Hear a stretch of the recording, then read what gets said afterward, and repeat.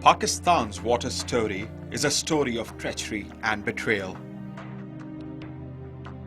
It began in 1960 when Pakistan's Field Marshal Ayub Khan surrendered Pakistan's jugular vein to India in a deal complicit with the World Bank. Pakistan lost three of its principal rivers located in the upper Himalayas, jealously guarded by Indian troops.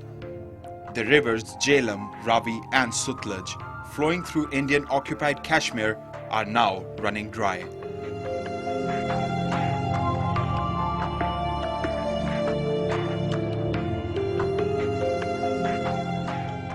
Pakistan could become another Sahara, extinguishing all signs of life. Pakistan's fabled irrigation network established by its colonial rulers is now in shambles.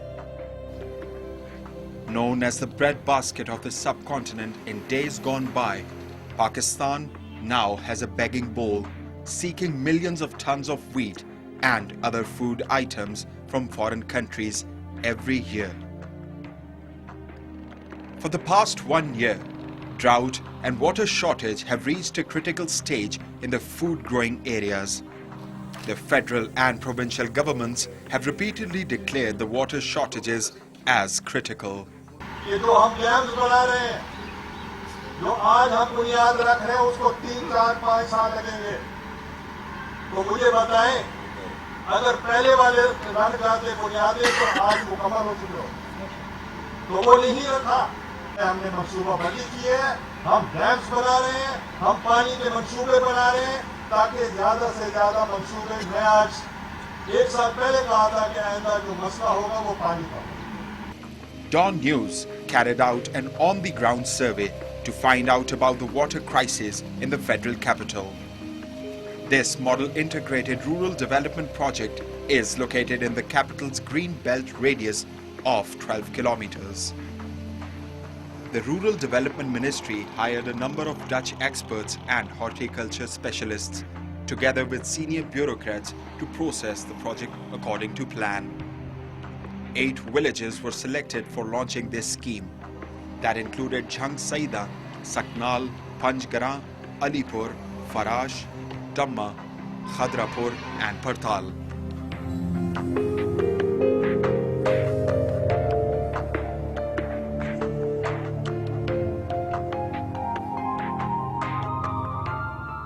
This is the Mirad 1 dam, one of the twin dams that were gifted to Pakistan from the Japanese government in 1991. It is a token between the two governments of friendship and cooperation. This dam has a capacity to cultivate over 100 acres of land, and the Mirad 2 project can cultivate over 400 acres.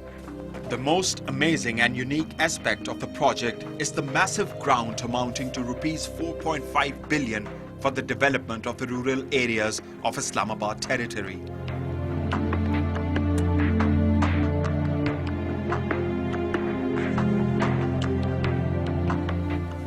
This bulldozer, worth millions of rupees, must have been used to dig down this dam. It is now lying in complete wreckage with no one to take its responsibility. The Japanese government provided lavish technical assistance in shape of state-of-the-art agricultural technology and equipment. These sheds were constructed to accommodate tractor trolleys and cultivators to help the farmers cultivate their farmlands. But today they lie vacant and no one is being held responsible or accountable for their disappearance.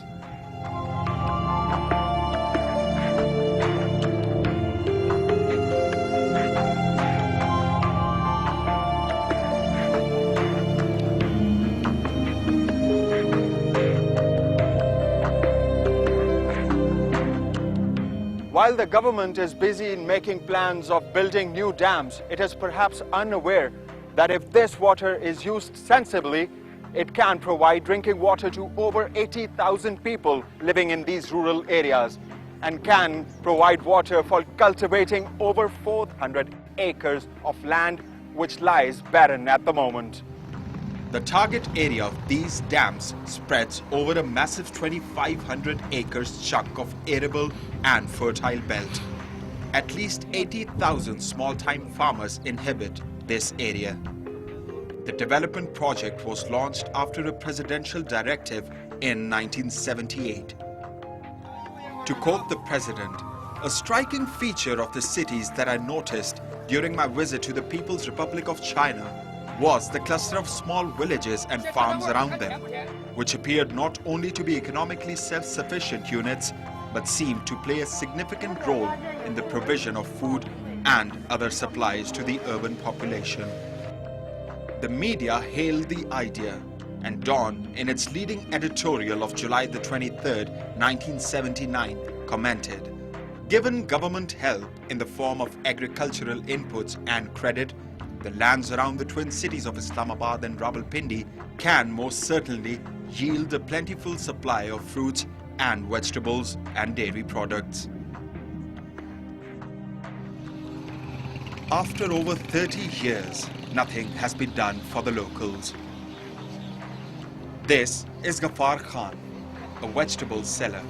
He says that due to water shortage, he has to spend a lot of money on carriage to bring vegetables from the wholesale market just 20 kilometers away. पानी मिल जाए तो 300-400 कनाल ज़मीन है, वो ये सब्जी लगा सकते हैं, ये पूरे इलाके को दे सकते हैं, हालांकि सस्ती भी मिल सकती है, किराया भी बचेगा और ताज़ी सब्जी भी। हालांकि हम जब मंडी से लेकर आते हैं उधर से यहाँ 5-10 रुपये चीज़ सस्ता होता है, यहाँ का कर पैदावार। मंडी से अगर हम लेकर आए तो 5-10 रुपये क्यों, तो इस पर किराया बहुत पड़ता है, मंडी का किराया, फिर मजदूर, फिर खराब भी हो जाते हैं, फिर शाह पर, उस हिसाब से फिर ये 4-5 रुपये हर आइटम महंगा मिलता है।